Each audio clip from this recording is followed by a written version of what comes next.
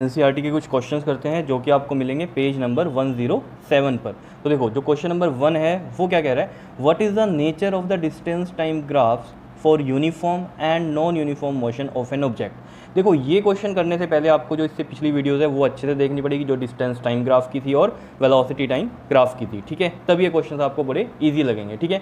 तो वो नेचर कह रहा है डिस्टेंस टाइम ग्राफ की यूनिफॉर्म के लिए और नॉन यूनिफॉर्म मोशन के लिए क्या थी ऑब्जेक्ट की, ठीक। तो इसके आंसर के लिए हम चलते हैं डिस्टेंस टाइम ग्राफ पर ही। देखो ये है डिस्टेंस टाइम ग्राफ, अगर आपको याद है यहाँ पर हमने for an object at rest के लिए बनाया था, ये यूनिफॉर्म मोशन के लिए बनाया था। और देखो यूनिफॉर्म मोशन के लिए ही ऑब्जेक्ट की नेचर पूछी है उसने, तो ऑब्जेक्ट इन यूनिफॉर्म मोशन के लिए ये वाला देखो ग्राफ, इसमें कैसा ग्राफ बना हुआ है, ये स्ट्रेट लाइन है। देखो inclined to time axis, inclined to time axis का मतलब क्या होता है, किसी एंगल पर है टाइम के साथ, तो ये लिखा हुआ है straight line inclined to time axis, clear. तो ऐसा ग्राफ है इसका, और इसका मतलब क्या है, अगर ये straight line inclined to time axis इस तरीके से आ रहा है तो इसका मतलब क्या है कि ऑब्जेक्ट कैसा है, कांस्टेंट स्पीड में है। समझ रहे हो, यूनिफॉर्म मोशन का मतलब क्या है, कांस्टेंट स्पीड है, और इसका मतलब क्या है कि ऑब्जेक्ट इक्वल डिस्टेंस कवर करता है in equal interval of time. समझ रहे हो इसका मतलब, ठीक है। तो आंसर क्या है हमारे पास, यूनिफॉर्म मोशन के लिए कैसा ग्राफ बनता है, straight line incline to time axis, और इसका मतलब यहाँ पर क्या है कि स्पीड जो है वो कांस्टेंट है, क्लियर। और फिर नॉन यूनिफॉर्म मोशन के लिए देख लो कैसा ग्राफ बनता है, ये क्या होती है, कर्व्ड लाइंस बनती हैं नॉन यूनिफॉर्म मोशन के लिए, ठीक है। अगर यहाँ पर स्पीड ऑब्जेक्ट की इंक्रीज कर रही है तो ये कर्व्ड लाइन डिस्टेंस की तरफ ज़्यादा होती है, और अगर स्पीड जो है ऑब्जेक्ट की वो डिक्रीज कर रही होती है तो ये जो कर्व्ड लाइन है किसकी तरफ ज़्यादा होती है, टाइम एक्सिस की तरफ ज़्यादा होती है, ठीक है। तो क्लियर हो गई होगी कहानी। तो देखो वहाँ पर हमने क्या लिखा हुआ है, देखो यहाँ पर क्या आंसर में लिखा है, for uniform motion it is a straight line incline to time axis, और इसका मतलब यहाँ पर क्या है, कॉन्स्टेंट स्पीड है ऑब्जेक्ट की। और फॉर नॉन यूनिफॉर्म मोशन मतलब क्या है यहाँ पर कि स्पीड कांस्टेंट नहीं है, कहीं ज़्यादा हो रही है कहीं पर कम हो रही है, तो इसके लिए ग्राफ कैसा बनता है, कर्व्ड लाइन बनता है। तो लिखा हुआ है it is a curved line. क्या इतनी बात क्लियर है, ठीक है। नेक्स्ट चलते हैं क्वेश्चन नंबर 2 में, क्या कहता है, what can you say about the motion of an object whose distance time graph is a straight line parallel to the time axis। मतलब समझ रहे हो, डिस्टेंस टाइम ग्राफ में ही जब straight line parallel to time axis आई थी तो उसका मतलब क्या था वहाँ पर, ठीक है। तो देखो उसके लिए भी हम ग्राफ पर ही चलते हैं। देखो यहाँ पर डिस्टेंस टाइम ग्राफ में ये देखो, ये जो है डिस्टेंस टाइम ग्राफ में ये जो लाइन आई है स्ट्रेट लाइन है that parallel to that time axis. तो इसका मतलब क्या है यहाँ पर कि ऑब्जेक्ट कैसा है, रेस्ट पर है, ऑब्जेक्ट एट रेस्ट। ये सब मैंने डिस्टेंस टाइम ग्राफ में आपको समझाई थी कहानी, क्लियर है। चलते हैं वहीं पर ही। तो देखो इसीलिए हमने जो सेकंड क्वेश्चन का आंसर है वो यही लिखा हुआ है कि object is at rest, clear.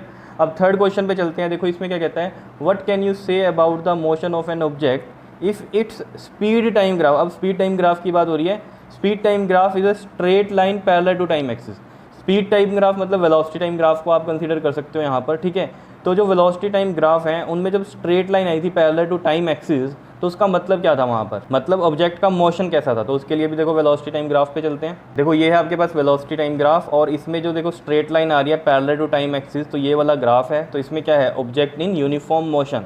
Object अगर यूनिफॉर्म मोशन में है तो मैंने वेलोसिटी टाइम ग्राफ में बताया था आपको कैसी वेलोसिटी होगी, यहाँ पर कॉन्स्टेंट वेलोसिटी होगी। और वहाँ स्पीड टाइम ग्राफ की बात करिए तो वहाँ हम स्पीड के लिए बताएंगे कि स्पीड वहाँ क्या होगी, कांस्टेंट होगी, क्लियर है। यहाँ पर लिखा भी हुआ था हमने, देखो the velocity of an object remain constant with time, ठीक है। तो वेलोसिटी टाइम ग्राफ कह लो यहाँ पर, या स्पीड टाइम ग्राफ बोल दो इसको, ठीक है। तो स्पीड टाइम ग्राफ क्वेश्चन में बोला है, इसी वजह से हम क्या बोलेंगे कि स्पीड क्या है, कांस्टेंट है ऑब्जेक्ट की, क्लियर है। तो देखो इसके आंसर में यही लिख रखा है, object is moving with constant speed, clear है। फोर्थ क्वेश्चन, लास्ट क्वेश्चन है, देखो इस पेज पे जो है वो क्या है, क्वेश्चन नंबर 4 कहता है, what is the quantity which is measured by the area occupied below the velocity time graph.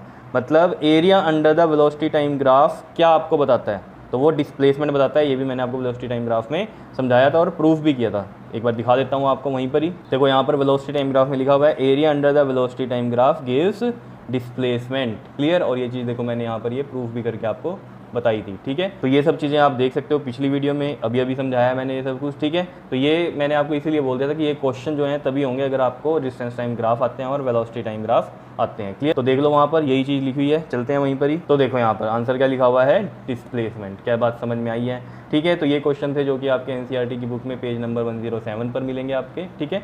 और नेक्स्ट वीडियो में हम नेक्स्ट टॉपिक करेंगे, क्लियर। ओके जी, थैंक यू।